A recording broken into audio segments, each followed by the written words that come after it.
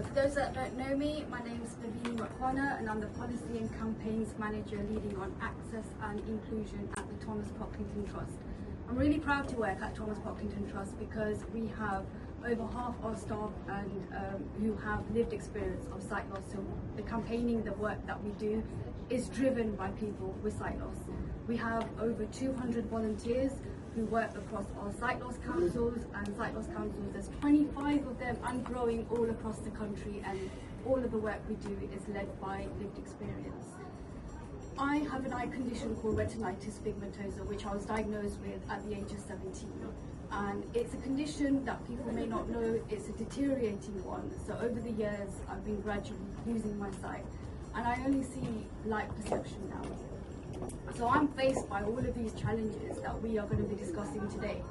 So as soon as I step out my house, and even if I just want to go to my local bus stop, I'm faced with a car parked on the pavement.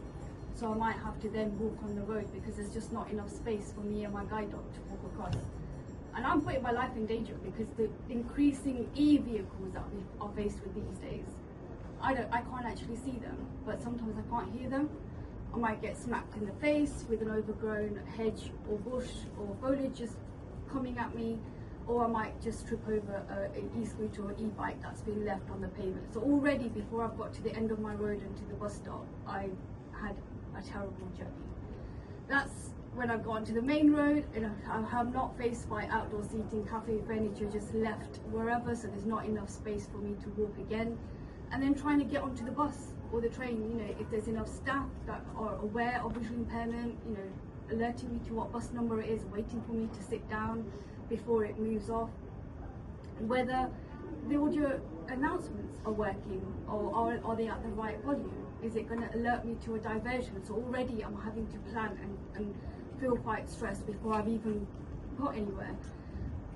Might go to the train station and staff might not be there at the ticket line, they might not be there at the barriers, or the turn up and go system or booking passenger assist might not be working accurately or in an accessible format. And that's if I'm not stopped because I want to get to work on time. I might be told, well, you can't use your freedom pass before 9:30. So I'm already thinking about things just to get to work, and I'm lucky, I'm one of the people that are lucky that I have got a job as a disabled person.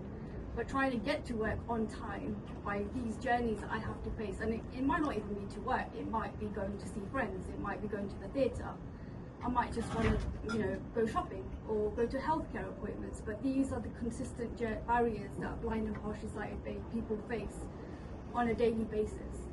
And it's not just me.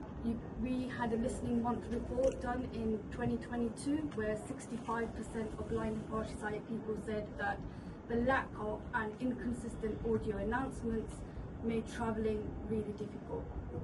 Over 75% said that street obstacles made their journeys really difficult in making them confidently and independently. So we carried out a Reflect and Engage survey. The full survey closed actually this Monday, but the report that you will find in your packs, and you will get a version copied, emailed to everyone as well. The stats haven't changed much. Me and my colleagues are going to share just some of the key findings of what our blind and partially sighted people are telling us, which is really recent, just in the last couple of months. So my stat is 82% of blind and partially sighted people find pavement parking dangerous, leaving them unable to make independent journeys because they're forced onto the road. I'm going to hand over to Leon. Hi, I'm Leon. I'm part of the communications team at Thomas Pocklington Trust. My eye condition has left my retinas very severely damaged and a lot of optic nerve damage, meaning that I am registered severely sight impaired. So whilst I can't see all of the pledge cards that everyone has been holding up, I do appreciate the sentiments and you know, the goodwill in supporting those sentiments. And like Bhavini said, in terms of transport, when I get on a train, because I can't see, I am very heavily reliant on audio and the audio working and not breaking down and being accurate and being in the right place, which is why in the Reflect and Engage survey results that we received, we had 48% of blind and partially sighted people told us that inconsistent and lack of audio description in rail makes travelling really difficult and actually in many cases impossible. Jamie. I'm Jamie. I'm an intern at Thomas Pocklington Trust. I'm 22, but I am registered severely sight impaired or blind. I, like Bhavini, have retinitis pigmentosa, which means I have no peripheral vision at all, can't see in the dark, and yeah, not really the best deal to be faced with just out of uni. I, like many people, have often been faced with issues upon leaving the house. One of the biggest of which being walking into overgrown plants, trees, hedges, things like that. And in fact, 78% of blind and partially sighted people have said that overgrown foliage, trees, hedges have caused them injuries, anxiety, harm, and forced them to walk into the road, potentially into oncoming traffic. I'll pass to Martha. Thank you. Good evening, everyone. I'm Martha Foles and I work on transport policy at TPT. And we know from that work that 82% of blind and partially sighted people find a lack of audio-visual announcements on buses. When they're missing or when they're inconsistent, that presents a real barrier. And it would be great to chat to anyone about that tonight if people are interested to learn more and learn how we could tackle that. I'll hand over to my right. Hi, so I'm Clinton Corrin. I'm a member of the Cyclist Council, which is a group of volunteers that work alongside Thomas Pocklington Trust. So my eye condition is something called cryon, which is idiopathic optic neuritis. Each time I have a relapse, it causes further damage to my optic nerves, leaving me with decreasing vision over a number of years. So I've got very poor peripheral vision and depth perception. Vision I do have is quite distorted. So it does make navigation quite a challenge these days. So according to the Reflect and Engage survey, 72% of blind and partially sighted people said that bus drive awareness needs to be improved. And as someone who uses their buses and public transport a lot, I can certainly vouch for that statistic. I'm going to pass on to Nikki. Hi, I'm Nikki Guy. I'm the Senior Engagement Manager at Thomas Pocklington Trust. My sight condition is chronic anterior uveitis with a side of hypotony. My current vision in my left eye is light perception only, following a detached retina recently. My left eye is currently stable, but still 3 lines below the driving standard. I moved back to London 2 years ago after my vision loss, and I had to surrender my driver's licence to take advantage of the amazing transport network that we have in London and the audio announcements that we have. Living in a place where we didn't have that option actually made travelling independently really challenging. And I feel myself very lucky to have that on my doorstep, but my other colleagues and Cyclist Council members who are in other parts of the country don't necessarily have that same luxury. What I didn't necessarily account for was the number of e-bikes and e-scooters abandoned on the streets. And we know from our Reflect and Engage survey that 76% of blind and partially sighted people said that e-bikes and e-scooters being left on pavements can cause major barriers and injuries, and it makes independent journeys a lot more challenging for them. I'm going to pass to Yaya. Hi, I'm Yaya Pandor, the Engagement Manager for the Southwest. My sight condition has a variety of issues, so I only have light perception, and in our Reflect and Engage survey, 48% of participants said that rail passenger assistance services needed to be improved. And the pass over to Jack. Thank you very much, Mark. My name is Jack Moffat and I'm the North East Engagement Manager for Thomas Pocklington Trust.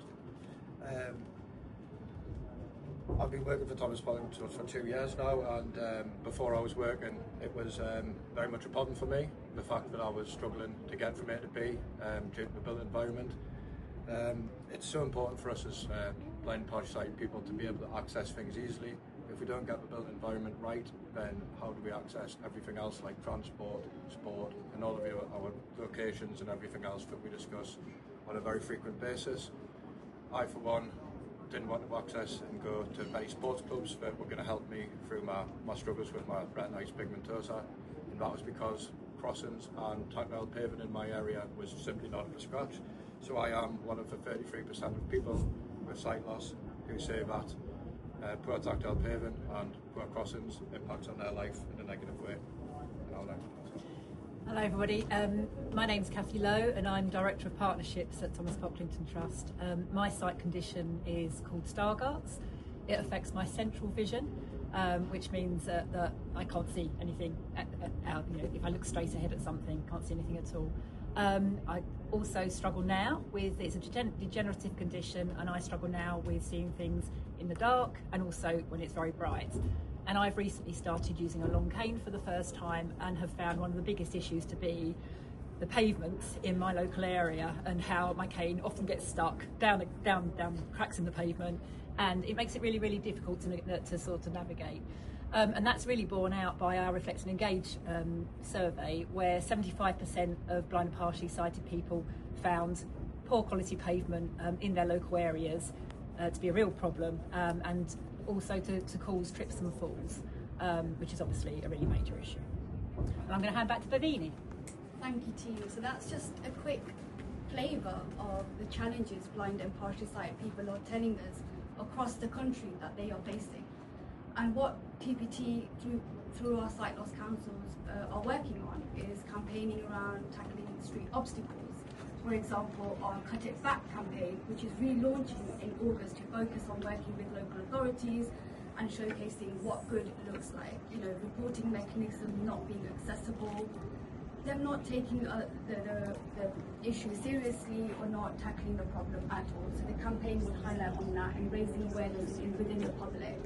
We've done outdoor seating and tackling A-boards and etc. other street obstacles. Around the public transport, we've done vision awareness training, try the train events,